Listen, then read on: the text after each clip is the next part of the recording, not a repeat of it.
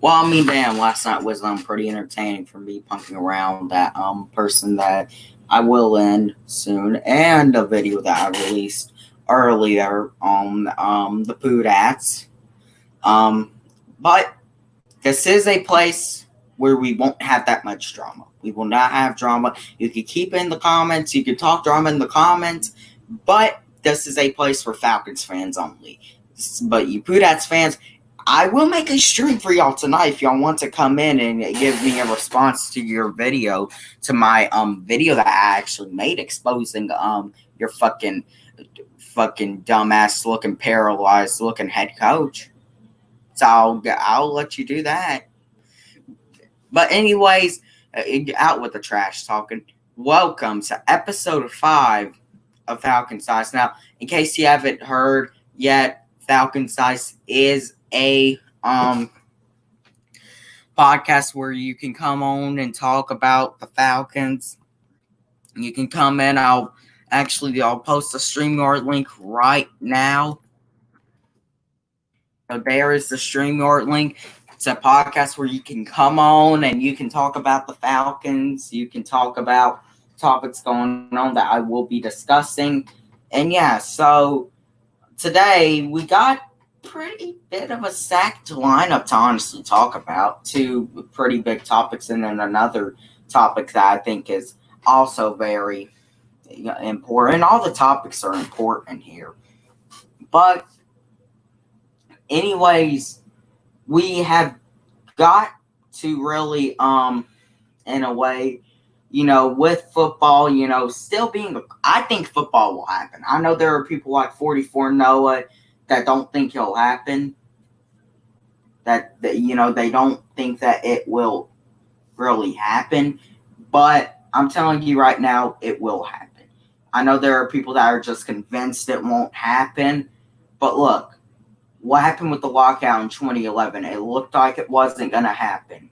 It just looked like it would. Now, yes, I'm not trying to, compare this virus to just a simple, problem that the NFL had with its players. Because let me be honest, this virus is serious, okay? It is a serious virus. And that's plain and simple. It's a very serious virus going around the world, killing many people. It's affected many families in this world. So I'm not trying to compare the virus to just a simple lockout, as you know. But I'm trying to say this is kind of like the lockout in 2011 where we were close to having no football. But the thing is, this is more in a way serious. And with the lockout in 2011, it didn't look like we would have football for a minute. Then it was announced we had football. I don't think we'll have fans at least the first few weeks. But, if the MLB is going to happen in NBA and all these other sports, why can't the NFL happen, okay? So I'm just asking that straight up right now. Why can't the NFL happen if we are having all these other sports? But, and I get there are people that are skeptical because football is a contact sport. But look, if the MLB is playing, the NBA is playing, the MLS is playing, why won't the NFL play? The NFL is the most likely sport, if anything, that's going to play. But anyway, this season, I think 99.9% chance will happen. College football, I don't know. I'd give maybe about it's 50-50 chance that will happen. Or heck, it might even be only a 40% chance of happening because we don't even know if they're going to be back in the classrooms come fall. High school football and any other football, Little League, definitely I don't think will happen. High school football, I'd only give about a 20% chance of happening. But I do think that the NFL will happen. I'm confident it will happen. I'm confident I will be over here week 1. We're starting up these hate weeks and doing my victory laps and maybe some crows. Maybe I'll have to do a crow Hopefully not, but if I do, at least you'll get to see me yell and fucking scream. So anyway, let's get to the podcast. We're gonna start with topic number one. Topic that so I want to say it was USA Sports or something that predicted this, but they predicted Julio Jones to lead the league in receiving yards with 1,630. Will Julio Jones lead the league in receiving yards? Now, obviously, Julio Jones, no doubt, I think the best receiver in football still. He's no doubt top three. Me, no doubt. Lots of people, he's a no doubt top two. When you look at the receiving yards and who could lead you, other than Julio, you have to look at, could DeAndre Hopkins lead? Now, the thing with DeAndre Hopkins is that he has Larry Fitzgerald also, and there's also Christian Kirk there.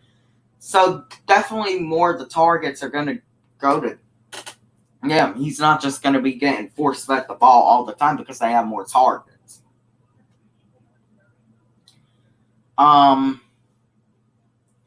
We got to look at Tyreek Hill. Could he lead the league in receiving yards?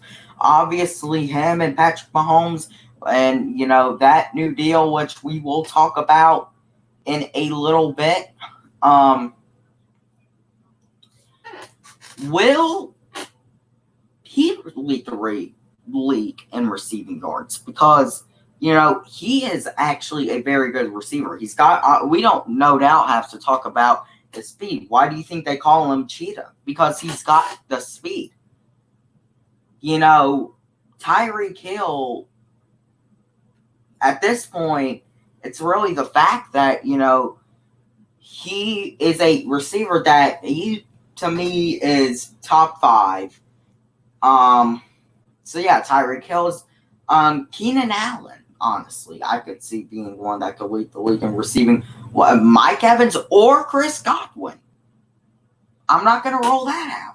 Could one of them lead the league in receiving yards? Although I don't think it'll happen because of the fact that both of them are probably going to get the ball about a good even number of times. Both will probably surpass the 1,000-yard mark with Tom Brady at quarterback.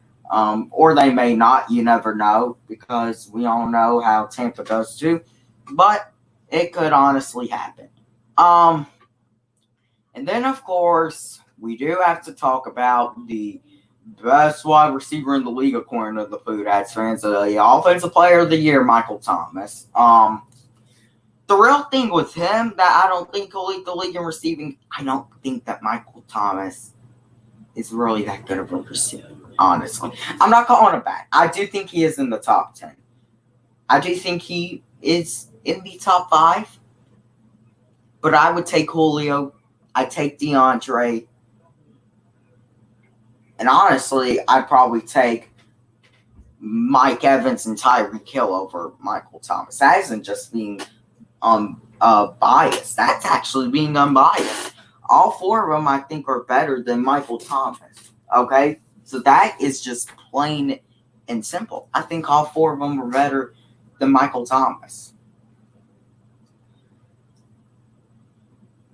Who else is there? Maybe Devontae Adams from the Packers could do it. We don't know. I mean, we seriously do not know about these wide receivers and what they will do. We just don't know. Will these wide receivers be as good as they think that they were last year, like Devontae Adams, or will they just go back to what they used to be? The thing with Julio is that, look, the guy's always consistent. He's been consistent since he entered this league in 2011. He's been consistent. He's been there. He's done that. He's led the league in receiving twice. And honestly, I think he will do it again. I really do. I think Julio Jones will lead the league in receiving yards. I don't know if he'll get 1,600, but I definitely do think that I wouldn't be shocked if he gets about 1,500 yards and he ends up leading the league in receiving yards. So to answer that question, I think that Julio will lead the league in receiving yards. We'll go with about 1,572 receiving yards. And yeah, that is where we stand there. Now, this next topic.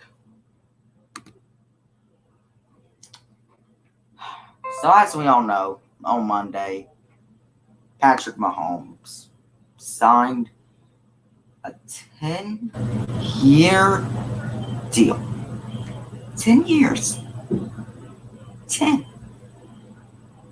Not 4, not 5, not 6, not even 7. 10. 10 years with the Kansas City Chiefs.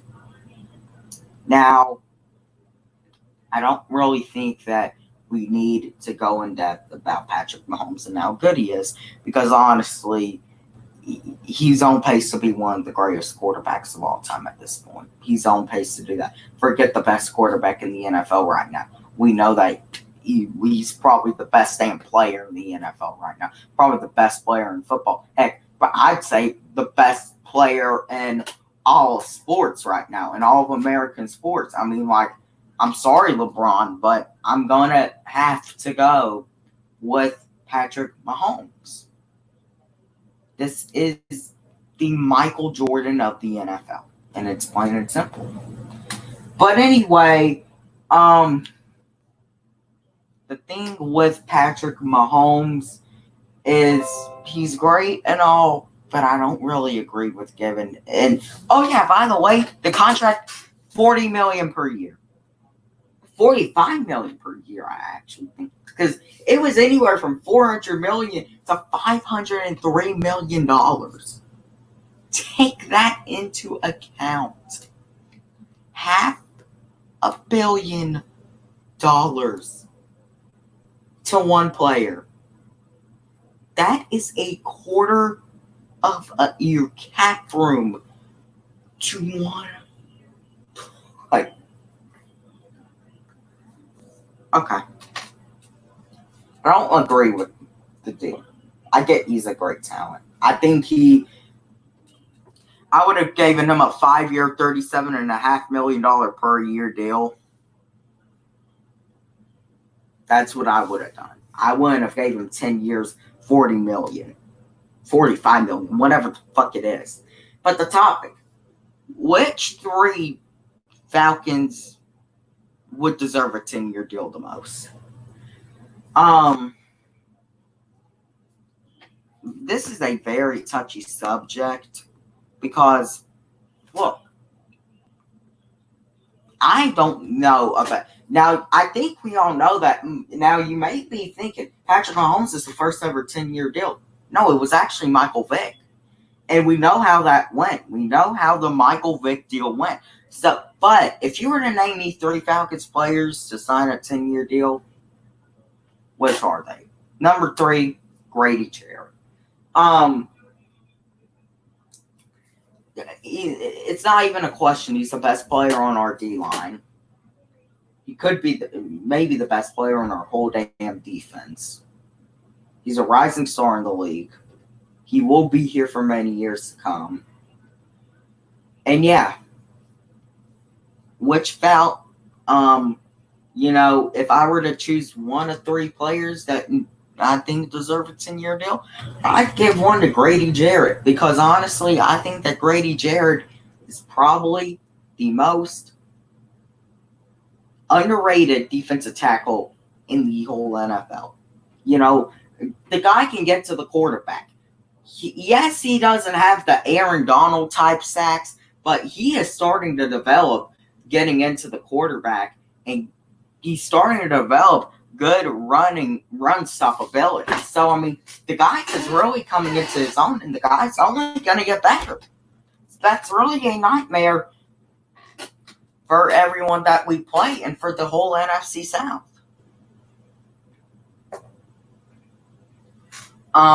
So yeah, I definitely think if you were to name me one of 3 Falcons players that deserve a 10-year deal, no doubt one has to be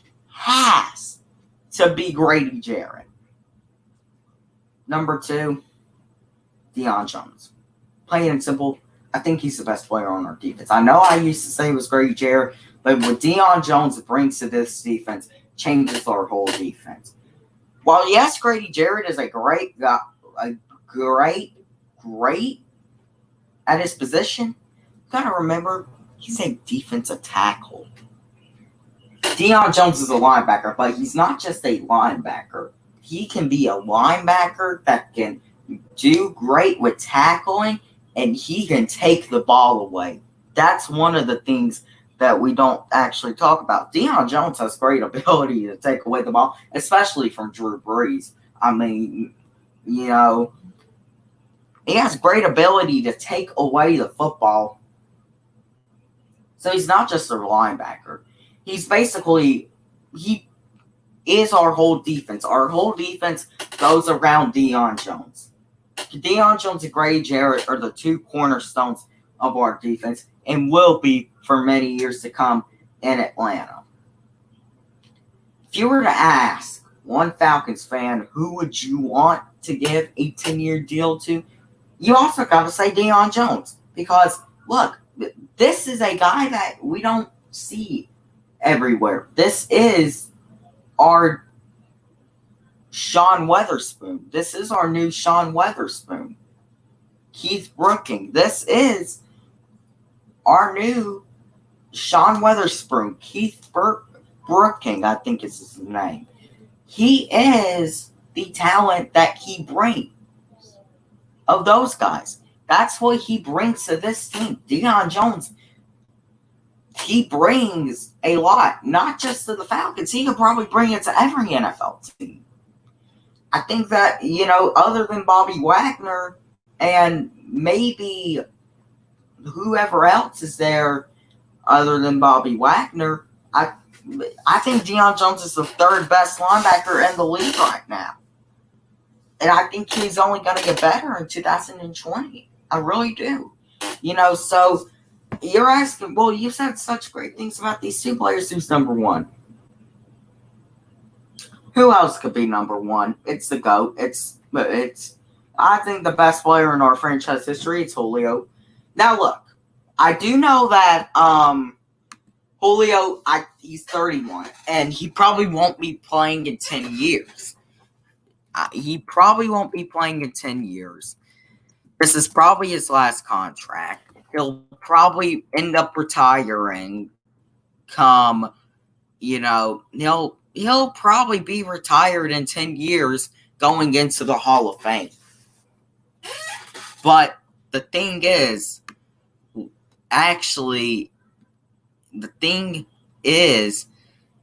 Jerry Rice played until he was 43 years old.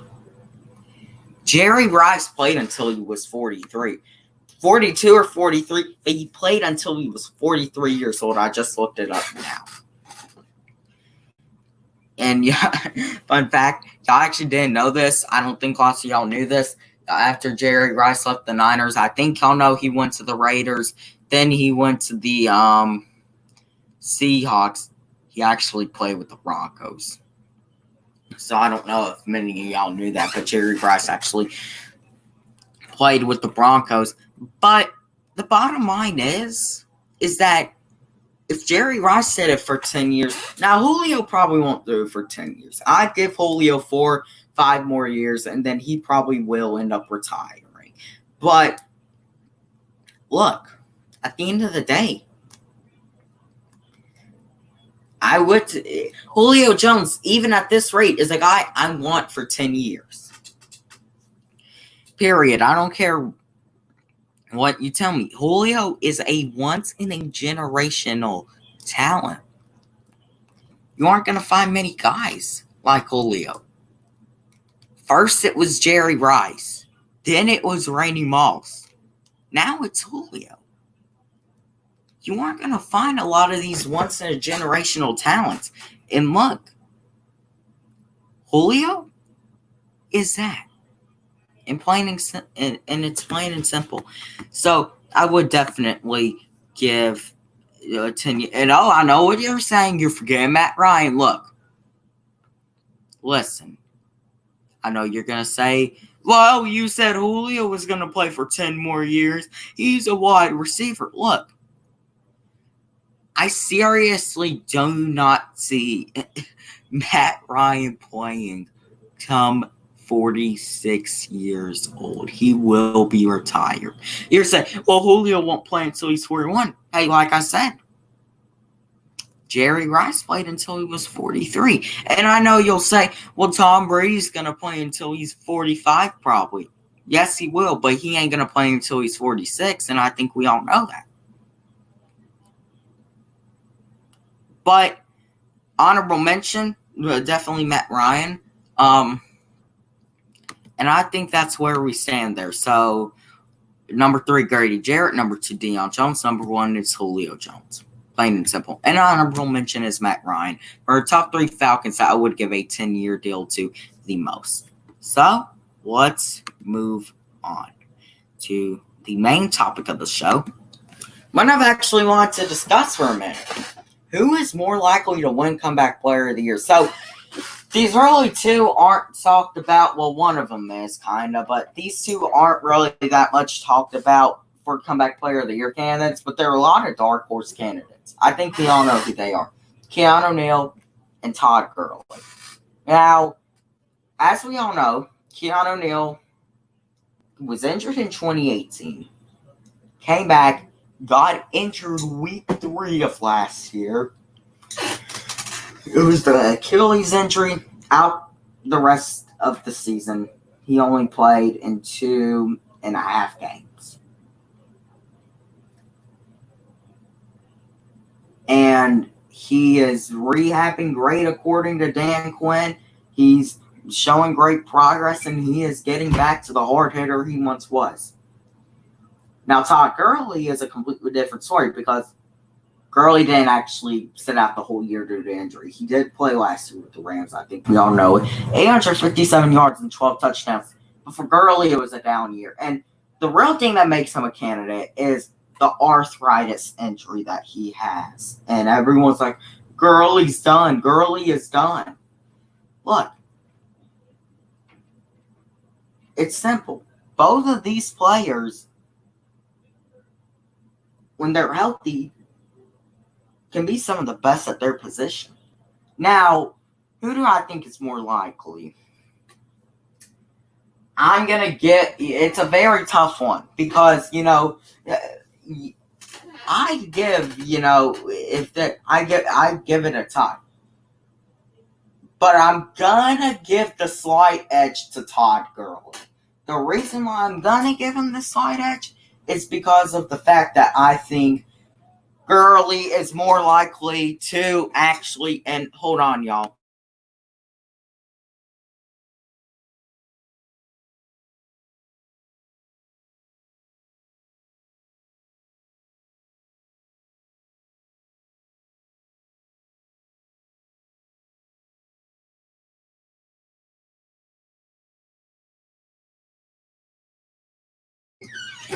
Okay, I had to go check on something real quick.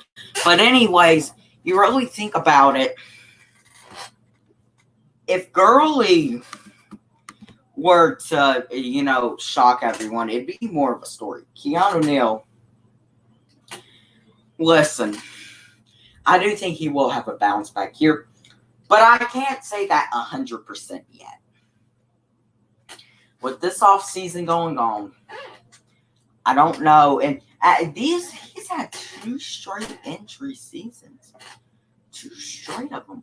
I do think that, I hope, and I do think that he will be able to return to his form. And I do think that he will be in consideration. But I'll give the edge to Gurley. First off, he's more of a household name. And that's what it kind of is with awards today. 2, Gurley really, in a way, I give him more of an edge because of the fact that I think that Gurley is going to definitely he's gonna be used in a lot of different ways. So if he's able to, develop back his legs that he were in 2017 in his rookie year, then hell, I mean, why not Todd Gurley comeback player of the year? But I'm gonna also say this: whoever it is, I do think that the Falcons will have one of these two players win comeback player of the year. I really do. And honestly, I think it's going to be Todd Gurley. I will give Todd Gurley the edge for comeback player of the year. I know I said it could be Baker Mayfield, and hey, I'm not going to knock that out. But I think that Gurley will win comeback player of the year. Okay? But that is going to do it for this episode. Thank y'all for watching when you replay this. Remember, every Monday, Wednesday, and Friday is the podcast. This is me, and rise up, y'all. Peace out.